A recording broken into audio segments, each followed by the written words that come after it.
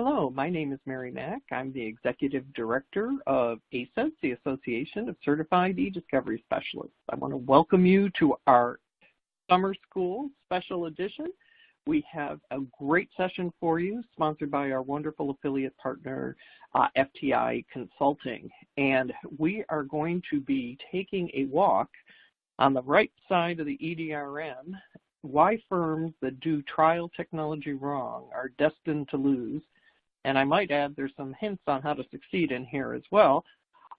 Shannon Bales is our presenter, and we have pulled Shannon out of his trial technology stack to come and talk to us and give us some great tips on how to do trial technology right. And why is he the right guy to do this? Well, let's give a little bit of an introduction to our friend Shannon. Shannon's a managing director at FTI Consulting. He's based in LA, and he's a member of the Trial Services Group in the Forensic and Litigation Consulting segment. I've worked with FTI over the years, and I know that they are tapped for big cases all the time, very complex litigation, cases that go to trial. So Shannon's the guy that is sitting with the attorneys and making the technology look seamless and effortless. And when he's able to do that, he's having a successful outcome. Some of his background. Before FTI, he was working with the firm Munger Tolles, and he also has worked with trial teams at Gibson Dunn, Latham, Sidley, Shook Hardy, Zell Hoffman. He's worked on behalf of Rambus, Transocean, Wells Fargo, J&J, NBC Universal. You get the idea that he's doing things that are quite large. His pro bono work for the UN War Crimes Tribunal, he was on the cases regarding Rwanda and Cambodia. He teaches at UCLA. The University of Oklahoma. He's oftentimes presenting there, and he was just asked to join the California Lawyers Association Technology and Practice Management Committee. He's also the author of a book published by NITA, the National Institute of Trial Advocacy, entitled The Trial Presentation Companion. And those of you who don't know about NITA, NITA is sort of like a finishing school for trial attorneys. It's very exclusive, and so it is quite an honor to be published by them. We are honored by Shannon sharing his secrets with us. We're very interested in your questions. The Q&A panel is down at the bottom. If you type those in, Shannon's given me permission to raise them in the context of what he is talking about, and if it's not right in the moment, we'll save it for the end. And you will receive a copy of the presentation with the link if you've opted in to do that. So without further ado, Shannon, welcome to the ACEDS Summer School, and thank you. Well, thank you very much, Mary and Kaylee and ACEDS for having me. I really appreciate the opportunity to come out here and talk to you.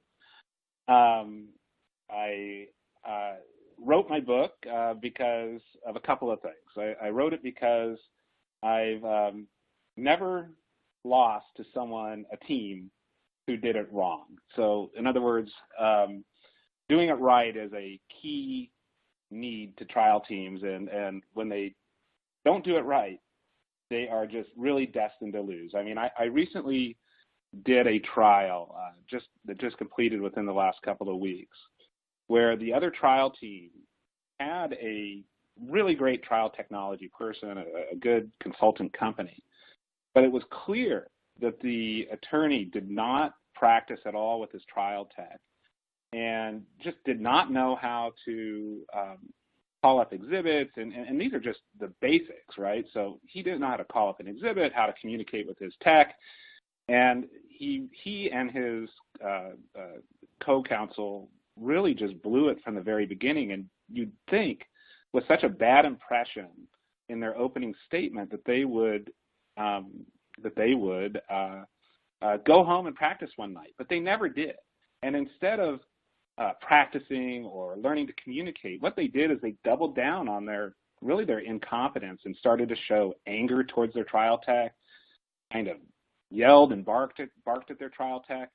And the result really was that at the end of the trial, when they lost the trial, that jurors came out, and I had never seen this before, and castigated him for his demeanor and the way he acted in front of the jury and the way he treated people. That was with a smaller sized firm, but believe it or not, big firms. This often happens to big firms, and I think it really is indicative of the way that firms are planning for trial and not creating internal standards for quality control. So before we begin, I wanted to clarify a few points. For purposes of this discussion, we're talking about equally yoked firms. We're not talking about David and Goliath. Although in David and Goliath cases, we're increasingly seeing, first of all, technology being used by the smaller firm, but we're also seeing jurors come to expect technology and being angry when technology is not being used correctly. So I don't believe in offensive use of technology. And that means, you should never be doing anything that purposely trips someone up or, changing the configuration of equipment and all these kind of like dirty tricks, which we'll be talking about later, the dirty tricks that do happen. But it's important. I heard that the sound was lost for a minute. Is the sound back on? So no offensive use of technology. Okay, great. So no offensive use of technology, but defense is important, and we'll be talking about some of the things that you should be doing there to make sure that you're protecting your team. Technology should also not be about jumping through hoops, but about making courts efficient. And we'll be going through some of the judicial and attorney perspectives in a moment, but it shouldn't be overly difficult to use technology at trial. I'm really hopeful that the industry creates standards to inform law firms of their obligations at trial and deal with bad behavior. As a matter of fact, we've seen, and I'll show you later, courts start to come up with a list that they call technology presentation obligations, and I'll be showing you that. It's also not fair to have one team complying with the rules to make the process more efficient and the other not. Courts need to recognize firms doing it right and those doing it wrong. It's so frustrating to go out and just work like crazy to comply with judicial orders on technical items and then have the other guy not do it and then go, great job, everybody. Everybody gets a participation trophy. And last, I'm not making a distinction here on who can do it better debate between consultants and in-house groups. I think both groups can do a great job, but it's difficult. It's difficult to get the right backing from the firm, and it can just be difficult on both sides of the fence, and we can just leave it at that. So I don't know if you're aware of who this is. This is Ashley Simpson. It's the young lady on in the picture here, and it really takes one horrible mistake to change a career. I mean, we don't hear much from Ashley Simpson after she got caught lip syncing, and the lip syncing machine or the technical person in charge of the lip syncing machine screwed it up, and it was completely out of sync, and she kind of danced off stage in this funny little jig. You should Google it, Ashley Simpson SNL. And she danced off stage because she was completely ruined by the technical mismatch and issues that were occurring. And we see this a lot in trial, in openings, closings, and throughout the trial. And attorneys can't just dance off stage. So it's important, well, one, it's important that you practice what to do in case of technical failure, but it's also important that you practice and do all the things that are necessary so that you can that your presentation goes off without a hitch. and if it does have some problem, that you have an ability to fix it. A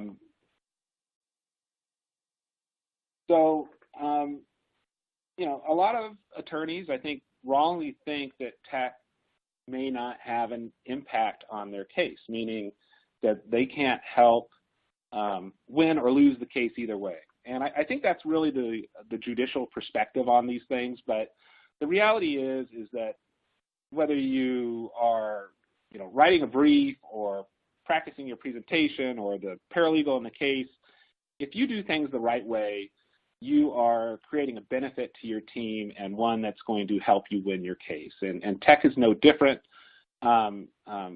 This is a excerpt from a deposition for a trial I was in.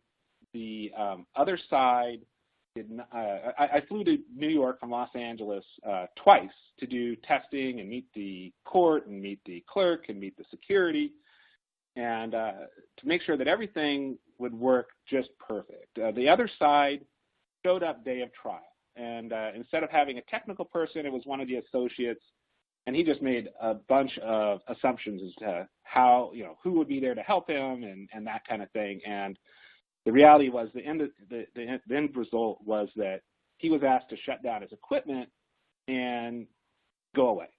Right?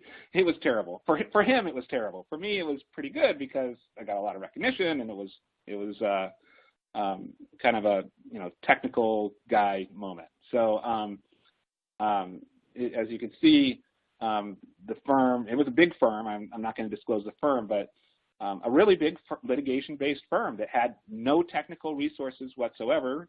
And, not that you need to have there's a great and vibrant consultant community out there, but you really do have to choose one, right? You have to choose whether you're going to use a consultant professional or develop that kind of talent in-house, because there's not really an option to not have one anymore, especially if the other side is using someone that's good. And again, I'm not making a distinction between doing it in-house or doing it in-house or having a consultant do it. So lawyers have a duty to do it right. I'm often surprised how little time firms put into trial technology. I gave it's really the face and backbone of the case. So it's the face, and that your interactions with tech and how it's presented will help create impressions of you and your team. And it's the backbone in that a good technology plan at trial will be the method by which you create your court materials, print your binders, all the things that you need to do to present well at trial. So teams that don't have a good backbone and don't practice end up failing, and that's kind of the title of the whole presentation here. It's teams that can't do technology right lose, and it's true, because they can't support their own teams, nor can they prepare or respond to a team that's with it.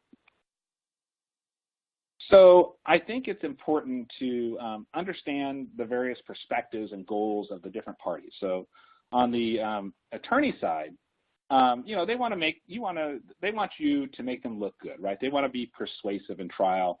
Attorneys want minimum involvement in the technical process and no technical problems. Courts, on the other hand, they want maximum efficiency, minimum disruption, and no technical problems. So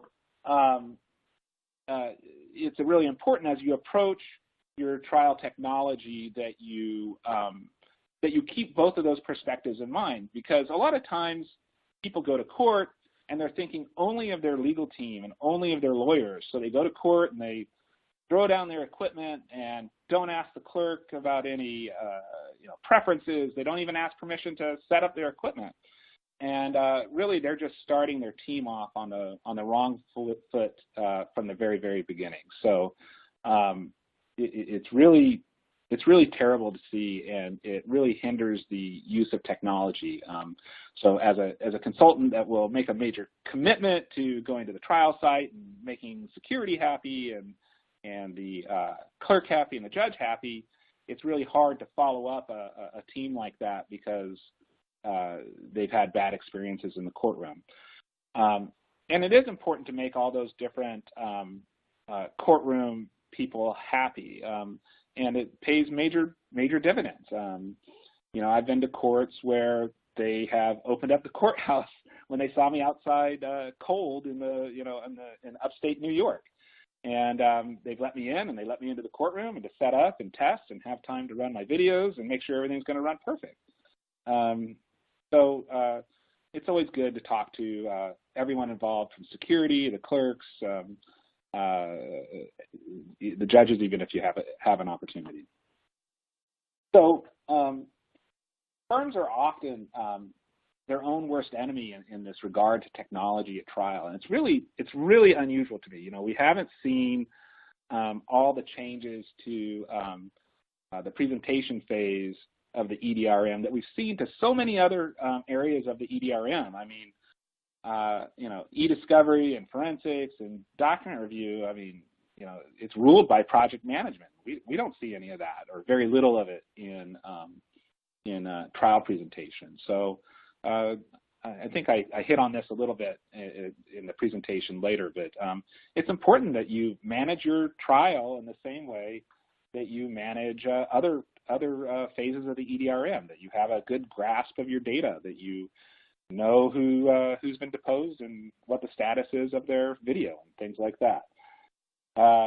It's important for law firms to allow site visits and to review their equipment to make sure that it's powerful enough to present what they need at trial. They need to practice, and perhaps one of the most lost things is creating efficient workflows and work processes. So I spoke before about evidence presentation obligations, and this is actually something that I've seen posted, and it is being posted with more frequency throughout the states. So I found this I think initially at a federal courthouse in Kentucky, and now I've seen this at 6 or 7, maybe 8 additional courthouses, so you can Google evidence presentation obligations. And it's really telling as to the state of how seriously people and firms are taking their technical obligations at court. And it's as you can tell from these posts, that they must be incredibly frustrated. So if the court is telling you that you must familiarize yourself with your own equipment and how to connect your own equipment, I mean, that's really terrible. I mean, that is truly horrible that the court is having to tell people that they know how to use their own equipment. And I have a stat from the Los Angeles Federal Courthouse where they say the vast majority of problems that they have to have an IT person go and take a look at comes from teams that never came in and tested in advance. And I'll tell you, the LA Federal Courthouse, which also encompasses Orange County, California, and the Inland Empire, it's a pretty big area for federal courthouses. It's the gold standard of courthouses. The IT support is fantastic. They'll bend over backwards to help you out.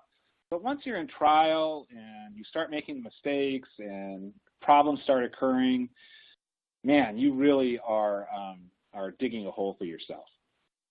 The other thing that I think is a concept that is often lost is having a backup plan and having a backup laptop that you put on a switch so that if something goes wrong with your laptop, that you can just click a button and go over to the other laptop. And I think that's something that's largely lost on a lot of legal teams, and we end up seeing issues because of it, and it just ends up slowing down court, makes you look bad. So it's important that you have a backup. So Shannon, Sure. You mentioned putting the laptop on a switch. What kind of switch would that be? There are, depending on the type of video connection that you have on your laptop, it's either going to be a VGA switch or a HDMI switch. It's I don't often give product endorsements, but Extron is the overall industry leader in providing equipment to courthouses and by rental companies. And by the way, I will say that rather than purchase a big volume of equipment that you have to store, update, and fix, that it's a good idea to consider a strategy where you are using a third-party rental vendor to have the majority of your trial use equipment. It brings a lot of expertise and that kind of thing, but that's definitely a strategy that teams should consider, and owning your trial laptop. Excellent. Great. So this slide is about cause and effect of trial.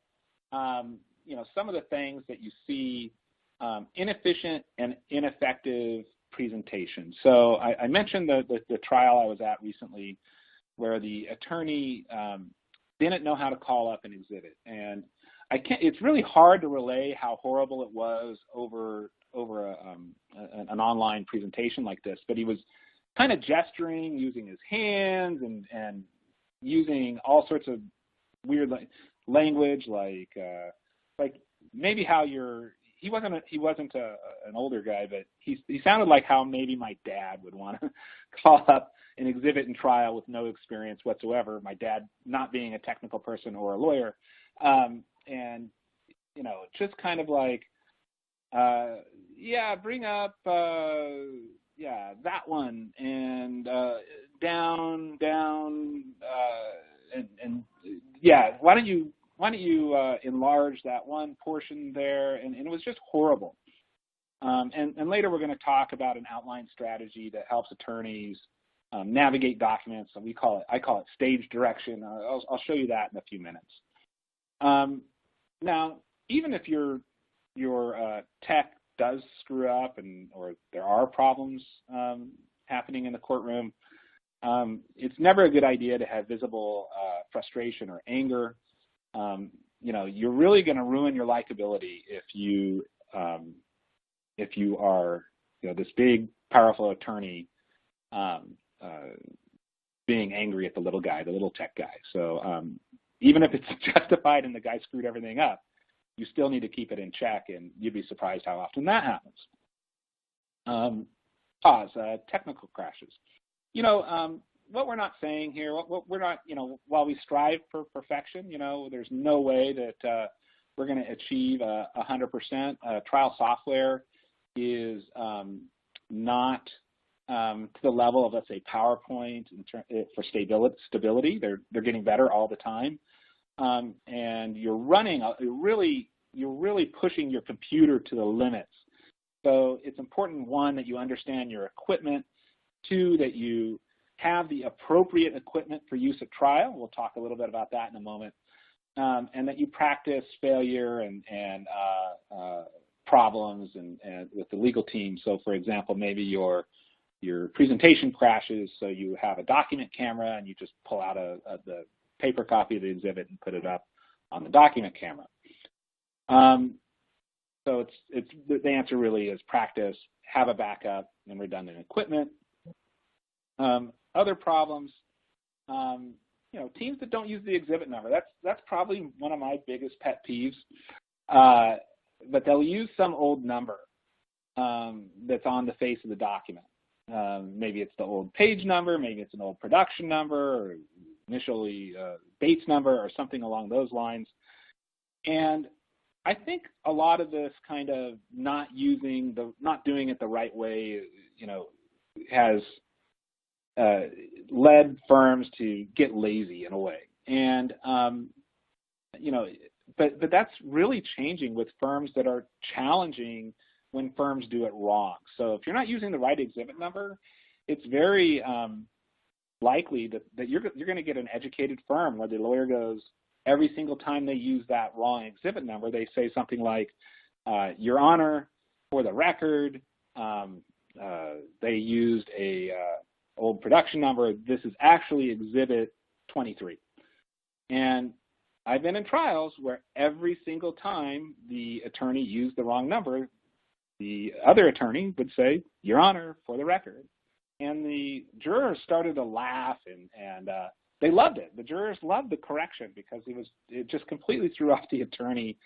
And really what that points to is a problem in the workflow in creating materials for trial. I mean, someone could just go through and change in that attorney's outline, or the attorney themselves, the old production numbers to exhibit numbers. And that is definitely a successful workflow trait. Perhaps the worst thing we see at trial are teams that are unable to comply with tech requirements at trial. It's truly terrible.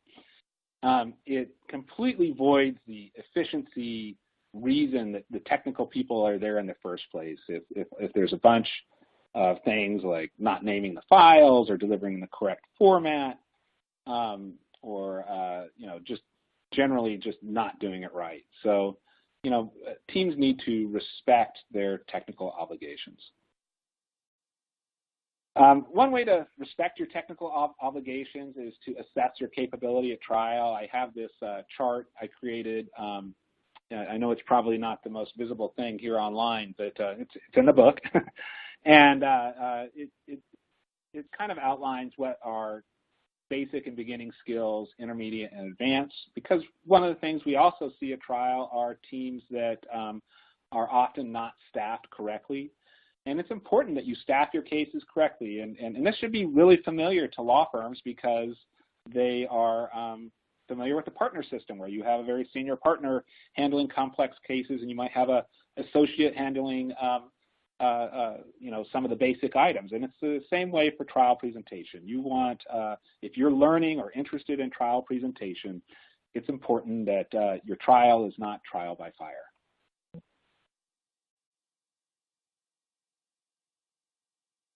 Okay.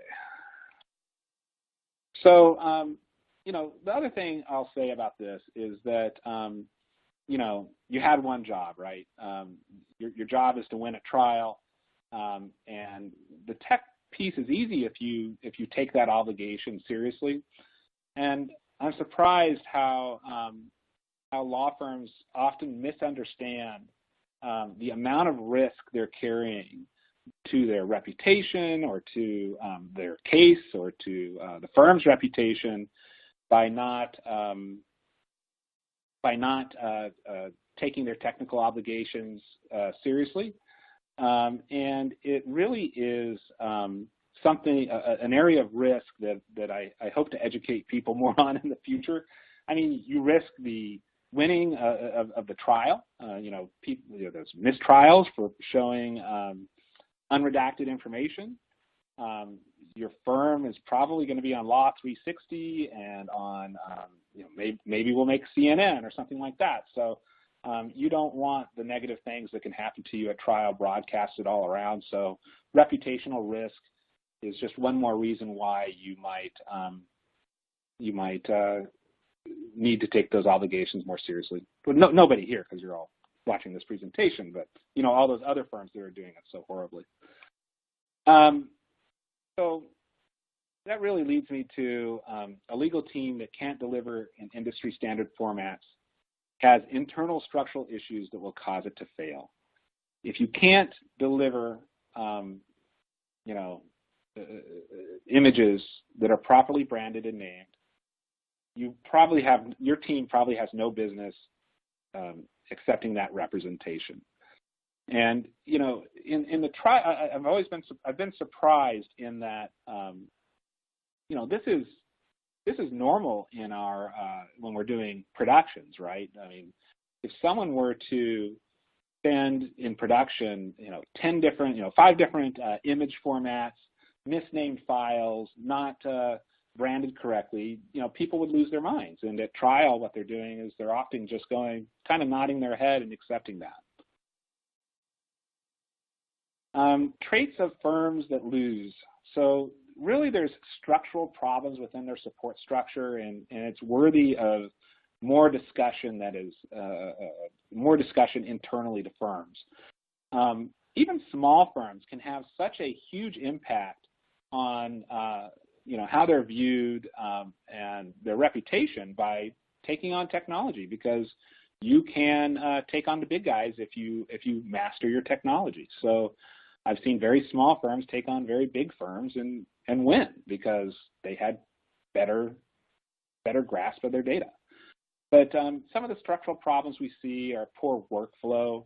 I always do an analysis of the other team, and you see poor workflow. They can't generate work product for their own team, so how are they going to create good work product for you, right?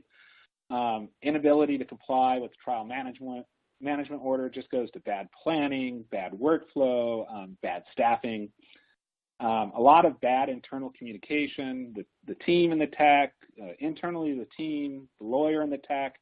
That means practicing your presentation, that kind of stuff. A lot of teams are equipment poor, and that is one of the biggest head scratchers to me, because the way the argument goes on this often is that let's say your firm goes to trial twice a year, 4 times a year, or something like that. And I'll show you in a minute the technical spec for a trial laptop software, but they don't choose a laptop that can handle the trial software, so it's constantly crashing or it's not configured right, that kind of thing. We'll talk about that a little bit more in a moment.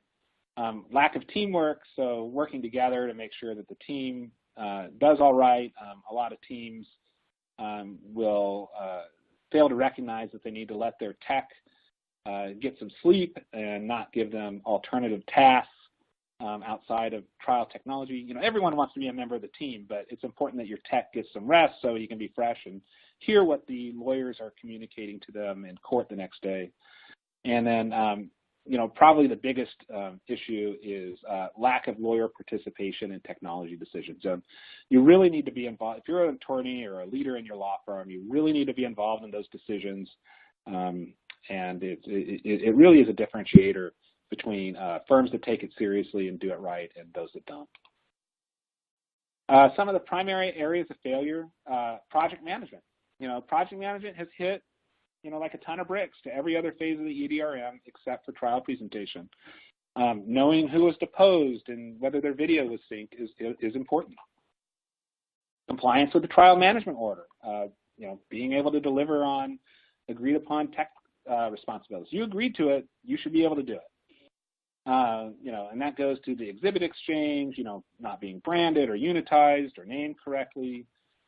Workflow processes not tested. So when I worked with Kaylee in her previous life at an extremely large trial in St. Paul, Minnesota, we tested relentlessly and until the whole workflow was correct and we knew what we could expect and who was going to be there at midnight and what the turnaround time expectation was, and all of these details that you often see firms just ignore and then they get stuck. Communication and presentation. We see a lot of bad outlines so that attorneys don't understand what they're presenting, and lack of practice. Also, assumptions as to legibility and understanding, which I'll talk about in a minute. Technical capacity. A lot of firms are, again, technology poor. They don't have the ability to print, brand, convert and edit electronic files. And then, one that I'm seeing a lot now, and it's changing. This is, I think, the area that's changing the most is accountability. So before, I think firms wouldn't want to get into the nitty-gritty of technology and nerd out in front of the judge, for lack of a better word, and tell him how the other guy isn't branding correctly or isn't doing their technical obligations seriously.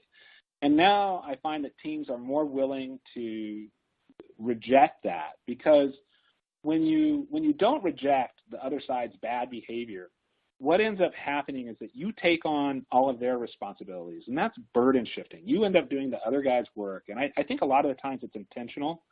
But you end up doing the other guy's work, and I've seen teams have, put in half the amount of support they have because the team ends up having to fix the other side's work, and that's just not right. Which leads me into, I think attorneys and judges would be absolutely horrified at bad trial tech behavior. And I can't believe in the majority of cases that they're aware of what's going on behind the scenes. And they're often implicating the firm before the trial ever starts. And it's gotten really bad. I'll tell you, the worst thing that I see right now is in the when you're talking about the setup of the courtroom. What you start seeing are and it's not always, this is not always a with bad intention, but one of the things we see a lot of are firms, consultant firms and law firms wanting to use their own equipment, and they often do this to bump up their bottom line, their margin on their consulting services. And so, at first glance, it looks kind of reasonable, but the reality is that it leads you into a lot of potentially negative situations where they might not have a backup piece of equipment. Or if you're providing a piece of equipment and it fails, they may point their finger at you in open court and say, you sabotaged me, or something along those lines. And I've seen that quite a bit. So I always recommend a third-party vendor. That way, both sides have access to a vendor that can replace equipment, troubleshoot their technical issues, and that kind of thing. And now I think it's very important to document and create a record of that bad behavior, because usually it ends up being a pattern, and I guarantee you your legal team can use that later on down the road if you're trying to document, a bunch of bad behavior by the other side. And now I often bring an associate attorney with me to keep this kind of behavior in check. So some of the dirty trial tech tricks that we're seeing, a lot of burden shifting, which we just discussed, over-the-shoulder creative deposition editing. So what that is we're seeing a lot of multi-camera angle depositions, and it just so happens that those multi-angles never capture the facial response to some question that ends up making them look real bad. So we're either seeing creative editing by bad trial techs, where an exhibit covers up their face or something along those lines. Not disclosing linked exhibits in a video. So, you might get what's called a run sheet from from a consultant firm showing what their video is going to be. But it's also important that you understand what linked exhibits are going to be shown. Not using a third-party vendor, exhibits not compliant with the TMO. One of the worst is that instead of naming files, they will take a big zip file and zip a bunch of video clips or exhibits up and give that zip file and a single exhibit number, and that's not kosher. That's not good. You can't do that. No coordination or bad coordination with opposing. And as I said before, bring a witness or associate with you, because there's a lot of accusations that often fly during this time. So this is language from a trial management order dealing with exchange of electronic exhibits. And you think and it's probably about 10 years old, but still widely in use. And it's actually much longer than this, but I just wanted to give an example. And you think, how can another team screw up something so clear? So here's what I've seen at trial. Here's the portion that says trial director, iPro, concordance, options, documents. I've seen people say, I can deliver in any of those formats at any time, and they'll switch it up with different kinds of different load files. And I've seen people creatively interpret how the load files should be structured and that kind of thing. It's really just terrible behavior. And the answer is what you need to do is get specific and exchange examples. So here's the format, here's a sample that we both agree on, and here's how we're going to move forward with images. Or make sure everyone that it's documented, hopefully in an email or something along those lines.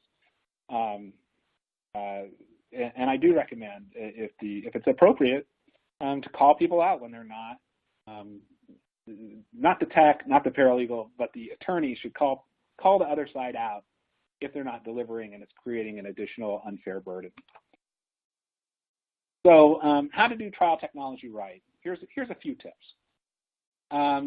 So first, create an ironclad TMO. Be specific, exchange tests, document. Bring your project management skills to your trial. Know your data, status, and deadlines. Set support standards for your firm. So it's I know I keep using the word shocking, but it's shocking to me that firms don't have internal standards as to how every trial will be handled. So in other words, you know what it's like. You're at a firm, you have 200 attorneys, you might have 200 different bosses. Well, firms really need to create committees internally to make sure that their reputation isn't being tarnished by someone who doesn't plan their trial correctly. So, or that it's not supported, or that it is supported correctly. So, and I gave you the assess your trial ability skills earlier. It's important that you use equipment that complies with the software spec of the trial software. A lot do not, and they experience big problems. Develop your workflows and backup plans in advance, and it's important to do a site visit with the tech, give a great introduction to the clerk, and also I always recommend to introduce your tech in opening. A lot of people don't, and it's just one more way to humanize yourself. So one of the things I mentioned was internal firm standards. What does a trial by your firm mean? So you see these firms with amazing websites and pictures and a lot of discussion about what it means to have our big box firm handle your trial. But then you drill down and they may leave a legal team hanging out to dry, so to speak, by not supporting it correctly, not having basic support standards that they can look to. One of the things that was always hard, and one reason why I created the book, was I did not have any type of industry standard materials that I could point to and say, this is how we should be doing it. And that's one of the reasons why I created the book.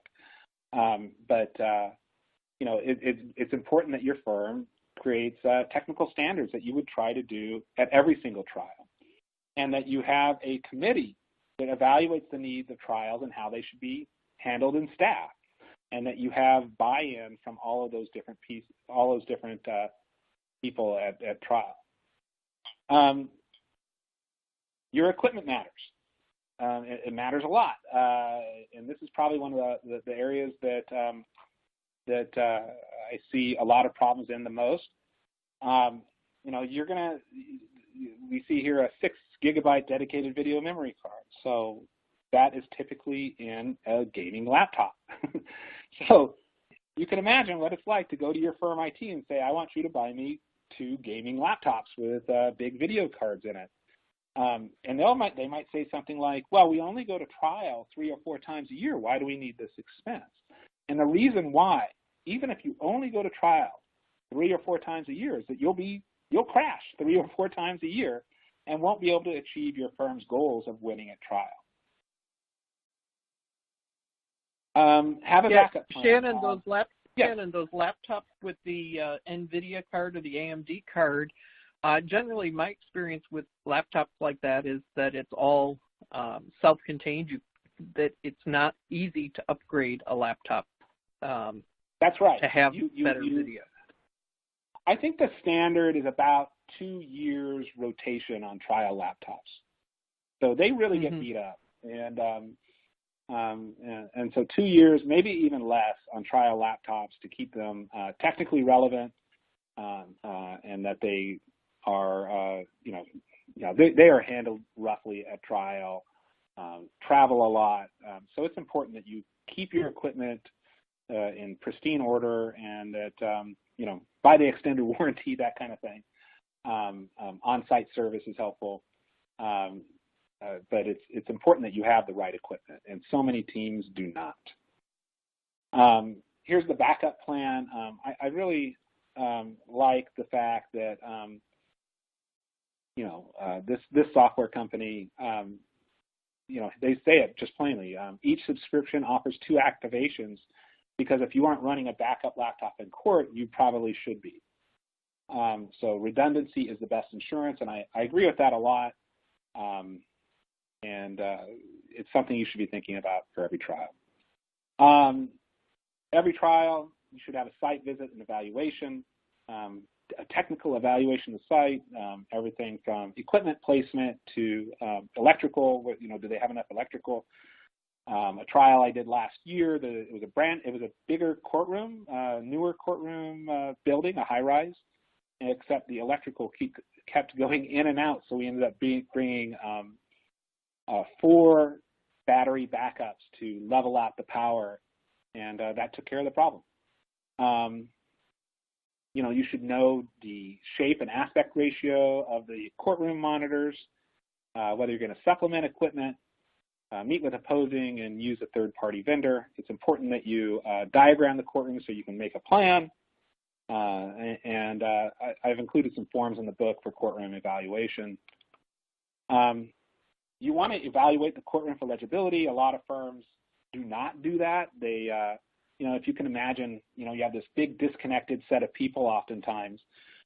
So you may have an attorney creating the opening on their monitor in front of them in their office, and everything looks great when it's on, 12 inches away from your face, and it's, big letters and that kind of thing. But when you get it in the courtroom and you put it on a monitor or a projector, it may not look right. And so it's important that you test, the font sizes you're using, that the monitors are accurate, and that everything fits on the screen. And otherwise, you can also get what I call the wonky egg, where your images are stretched or minimized, and this all leads to, I would say, maybe 30% of the presentations that go into the courtroom, the jury can't even see. And they can't see because they didn't test like we did in the previous slide.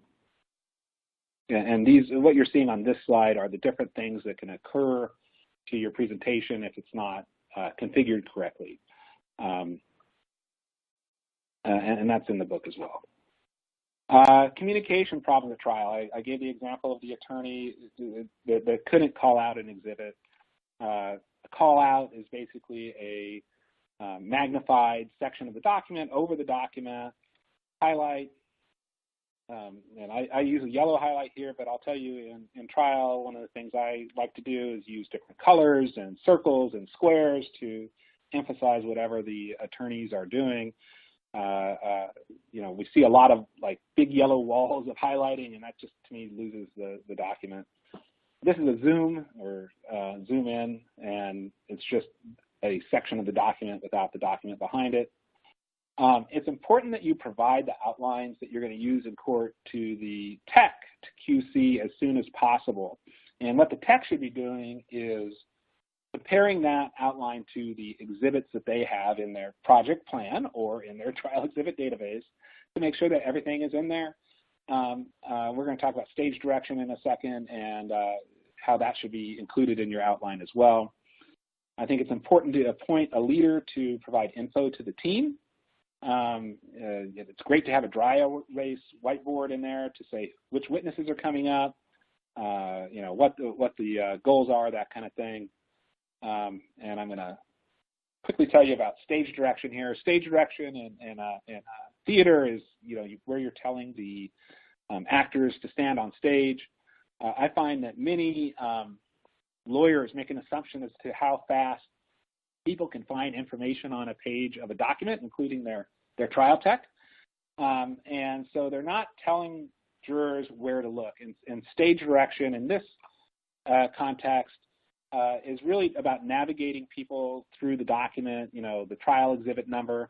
By the way, it's very important that someone, if you want to be the more credible attorney, that someone describes what an exhibit number is and where it's located on the exhibit, that you tell them what kind of document it is, what paragraph or column it's in, and the sentence begins with really important info. And this helps everyone follow along and makes you look good and as a credible guy or gal. Elements of a successful trial outline, large type, so you can see it when you're up there at the podium. Screenshots.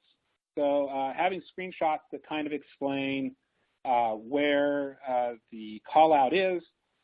Attorneys are very familiar with their documents. Nobody else in the room is. So being able to describe where that call out is important. And color coding of exhibits in your outline to tell whether their status is admitted or not. And what that gives you is the ability to be a master of the data in your outline and to describe it, which helps provide a lot of clarity to the jury. Here's something just real quickly, what corporate clients should know, and law firms as well. Inefficiency costs money. When teams are doing things in an inefficient way, it is very expensive. Corporate, and I'll add here, law firm discussions on trial efficiency need to happen early. I think it's a really bad industry trait where the trial technologist is brought in very last minute. And what you really want to see here are trial technology people being brought in at an early stage to help figure out how to share files, how to get that information around and get projects started, like video editing, which takes a lot more time than what people think. Firms that don't embrace technology can't efficiently manage a case. So I stand by that statement. You want to be looking at boning up your technology skills at trial and all the things that go into it throughout the EDRM. Tools, a lot of great tools that I've worked with at previous firms and at my firm. Bringing data local is very important. Everything's up in the cloud, but you can't exactly print materials from a cloud very fast. And performance ends up being very, very, very important at trial.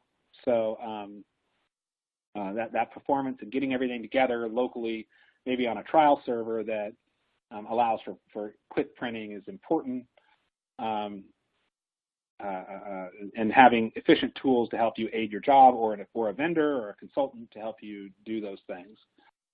I think standards would go a long way to help ensure proper legal representation. So in other words, if law firms knew that they were going to get called on the carpet for not having their exhibits branded, that there would be, complete technical compliance overnight. How to provide value at trial. I'll go through this pretty quickly.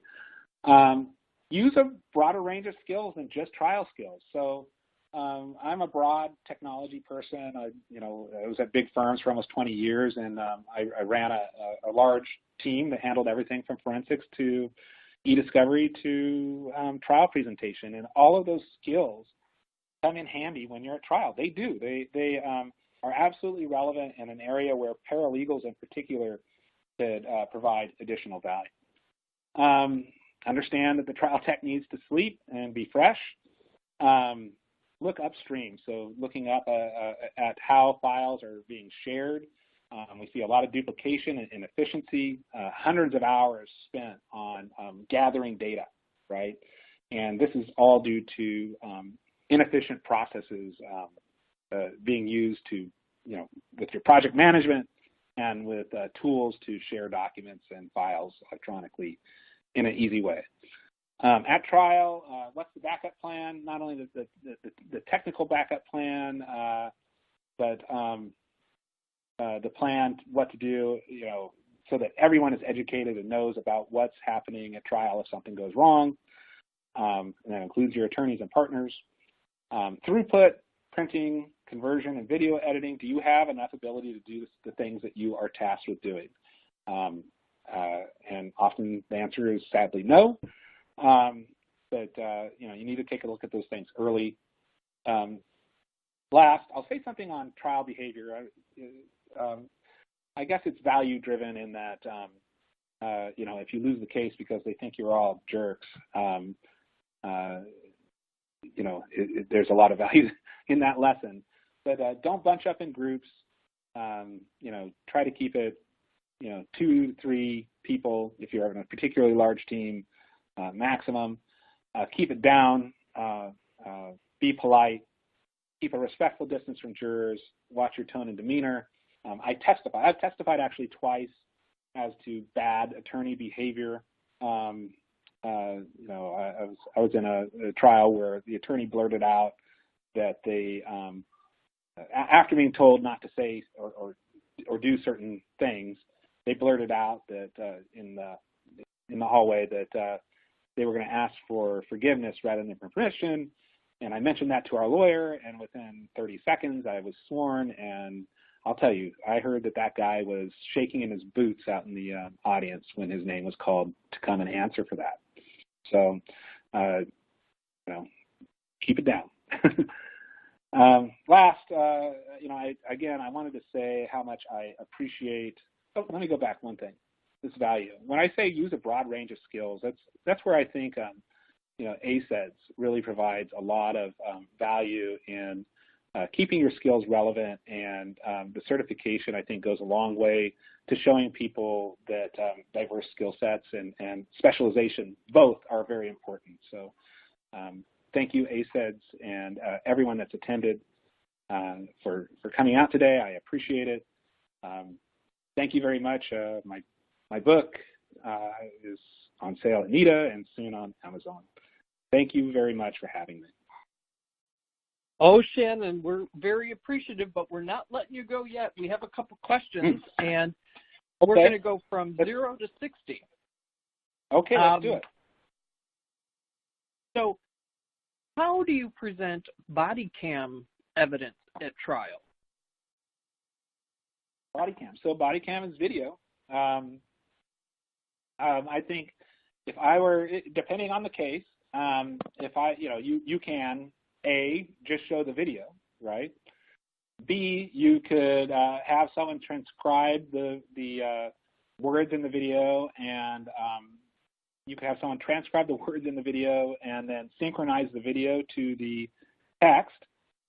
So I think those would be the two main options to transcribing video. I've seen people synchronize multiple body cams, to get all different angles happening at the same time. I thought that was incredibly interesting. The trial software would allow you also to synchronize perhaps pictures of who the person's body cam is, other evidentiary things. I think there's lots of options when it comes to video and trial presentation. Excellent. Excellent. I have another question.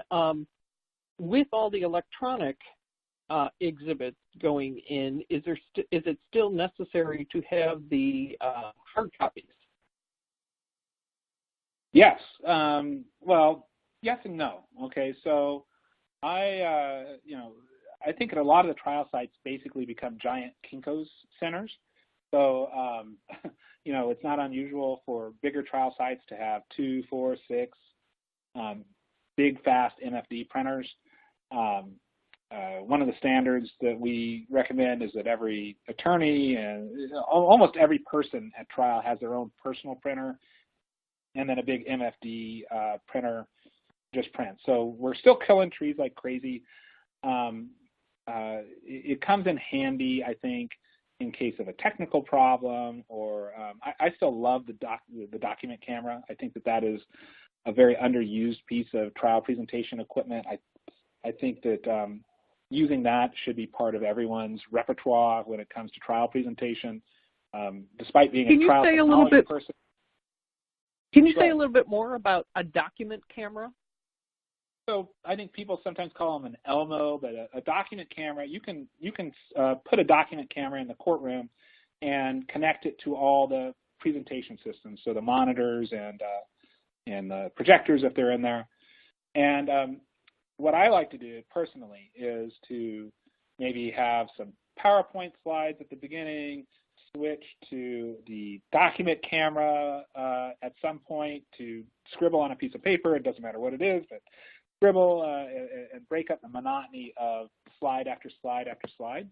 So here in this presentation, maybe 30 minutes in, if this was a court case, I would switch to the document camera and put a paper piece of the document up on screen and circle and scribble and do all these things to impress everyone with my scribbling technique. I don't know, but it would be something that I think breaks up the monotony of slide after slide after slide.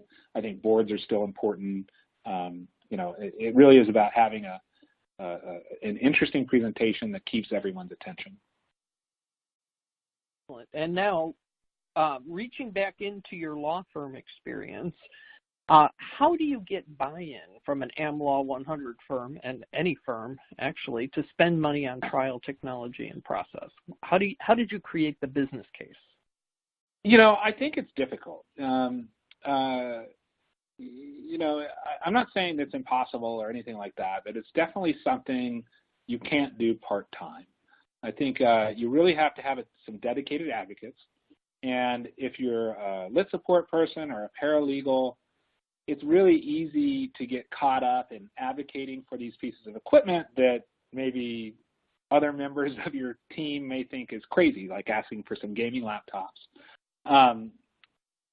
So it's really important that you have discussions about some of the issues, for example, that I brought up here, despite using maybe a trial laptop 4 times a year, you'll break down 4 times a year if you don't have the right equipment. And attorneys don't want to do that. And they get it once you really lay it out to them in those kind of no uncertain terms, that they will fail and look bad if they don't have the right equipment. Being careful, of course, not to over-advocate, but one reason why I created the book was so that people could point to the book and say, hey, look, this guy says, we need to have the right equipment at trial or we're going to look bad and then we're going to ruin our firm's reputation and, the associates are going to run away crying, whatever it is. It's important that you get the right buy-in and you build your case with a lot of credible evidence to show why it's important to use technology at trial correctly. Excellent. And then we have a comment, basically, that attorneys need to have a much better understanding of the accurate time necessary for certain IT preparation tasks. Yes. And I think, go ahead. Oh, I'm sorry. Yeah. I absolutely agree with that. I should have included it here, but in the book, I do put a time estimator in there. Because people always vastly underestimate the time, in particular for video editing, how long it takes to do that right.